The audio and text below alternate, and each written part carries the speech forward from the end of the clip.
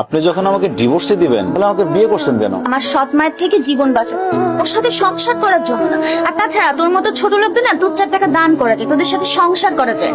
আপনার জীবন বাঁচানোর জন্য আমার জীবন নষ্ট করলেন কেন? তোর মতো সবজি আলার আবার কিসের জীবন রে? আর তাছাড়া তোর কাছে না আমি আমার লাইফের প্রবলেম শেয়ার করতে একদম রাজি। আর তোর কত বড় সাহস, তুই আমার সাথে এক বিছানায় ঘুমাইতে চাস?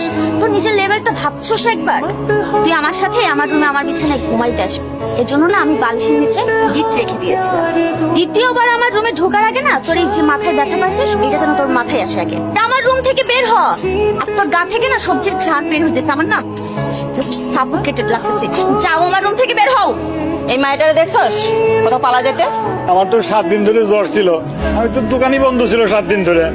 হ্যাঁ, আমি কিছু দেখিনি, আমি কিছু জানি না। সত্যি কইতাছস? সত্যি করতেছি। আপা, এই হালার সাথে কথা বলে কোনো লাভ নেই কা? এ একটা বলদ, চলেন। ঠিকই কইছস, এই আস্ত বলত। চল। এটা কোন ধরনের বেয়াদবি? ওরে বাবা রে, আপনি কোন মহারানী শুনি যে কাপড় ছুঁড়ে মারছি বলে একবারে মহাভারত অশুদ্ধ হয়ে গেছে? ভাবি, আমার মা মহারানী না হোক, কিন্তু কাজের বুয়া তো না। তুমি তো আমার মায়ের সাথে কাজের বুয়ার মতো আচরণ করতেছো।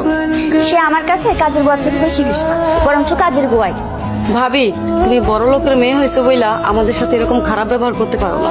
কি ব্যবহার করব না করব সেটা তোমার থেকে আমাকে শিখতে হবে। শোনো, আজ থেকে তুমি আর তোমার মা চাকরানির মতো আমার সব কাজ করবে।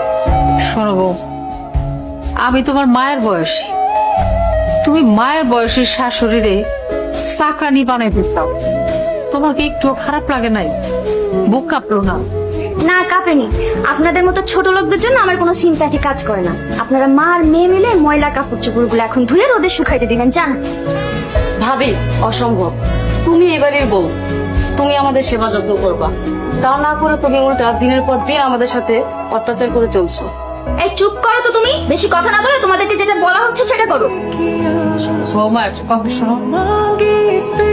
জি বলেন। বৌমা, আমি তোমার চাকরানি হয়ে থাকুন, কিন্তু তুমি আমার একটা কথা রাখবা। মা, তুমি কি বললা? শাশুড়ি হয়ে ছেলের বউ চাকরানি হয়ে থাকবা? হ, আমি বোর কথা মতো চাকরানি হয়ে থাকবো, আমার কোনো কষ্ট হইব না, খারাপ লাগবে না।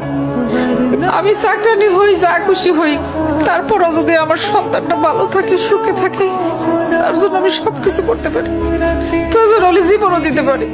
এত ভনিতা করার দরকার নেই, কি বলতে চান সেটা বলেন। বৌমা, আমার ছেলেটারে তুমি ডিভোর্স দিও না। বিশ্বাস করো, আমার ছেলেটা তার জীবনের চাইতে তোমারে বেশি ভালোবাসে। আপনি যখন আমাকে ডিভোর্সে দিবেন তাহলে আমাকে বিয়ে করছেন কেন? আমার সৎ মায়ের থেকে জীবন বাঁচাতে, ওর সাথে সংসার করার জন্য না। আর তাছাড়া